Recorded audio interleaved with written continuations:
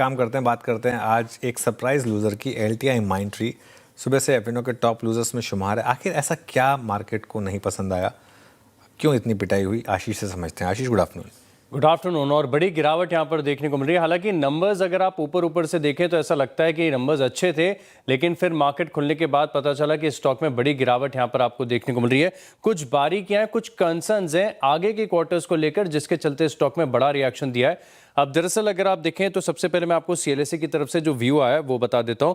ये बता रहे कि यहां से री रेटिंग होने की संभावना थोड़ी सी कम लग रही है, और आगे अगर बहुत तेजी से EPS ग्रोथ होती है तभी री रेटिंग यहां पर देखने को मिल सकती है। अभी बता रहे हैं कि छोटी अवधि में यानी शॉर्ट टर्म में हो सकता है कि मार्जिन्स को लेकर थोड़े से कंसर्न्स देखने को मिले, खासतौर पर आप देखें तो Q4 और Q1।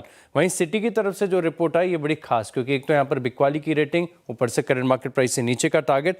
अब ये बता रहे हैं कि सीजनल पास थ्रू के चलते रेवेन्यू में आपको बढ़त देखने को मिली है, तो एक वन ऑफ इम्पैक्ट है, इसका एक असर यहाँ पर देखने को मिला। और मार्जिन जो कि आप 7 क्वार्टर के हाईएस्ट पर देख रहे थे, सबसे बेहतर मार्जिन यहाँ पर देखने को मिले, इसके पीछे कारण ये है कि खर्च इस बार थोड़े से कम हुए हैं।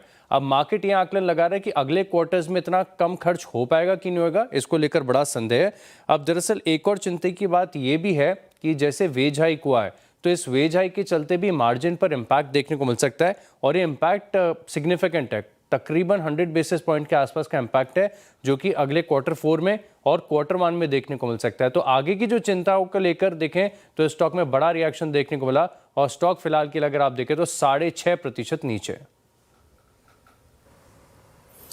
6.5% नीचे LTI माइंडट्री आपकी स्क्रीन पे। एक्सचेंज ऑफ द डे एक बार स्क्रीन पे लेके आइएगा, चार्ट्स और कंप्लीट रिवर्सल 2 दिन के थे। आशीष, बहुत शुक्रिया आपका इस पूरी बातचीत के लिए।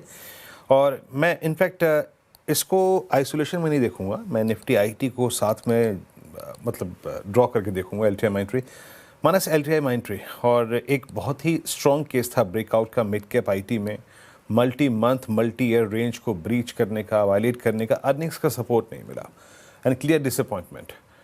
मानस, जिनके पास लॉन्ग है वो क्या करें? क्या आप मानते हैं कि पोजिशनल ट्रेड्स को अभी भी होल्ड करना चाहिए, क्योंकि 50 दिन अभी भी सिक्योर्ड है? थोड़ा टाइम दीजिए। अगर 5900 या फिर 5850 की ट्रेजेक्ट्री को होल्ड करें तो क्या पोजिशनल ट्रेड्स पे कमिटेड रहना चाहिए क्या? देखिए, पोजीशनल ट्रेड में मेरा समझना है कि आप पोजीशन होल्ड कर सकते हैं, क्योंकि ये जो पूरा रेंज है 6900 से 5850, इस रेंज में अगर आप देखें तो कुछ इंपॉर्टेंट मूविंग एवरेजेस आते हैं, स्पेशली 20 वीक मूविंग एवरेज आता है। मेरा समझना है कि अगर किसी के पास लॉन्ग पोजीशन है और पोजीशन को होल्ड कर सकते हैं तो 5825 के स्टॉप लॉस से पोजीशन को होल्ड करना चाहिए।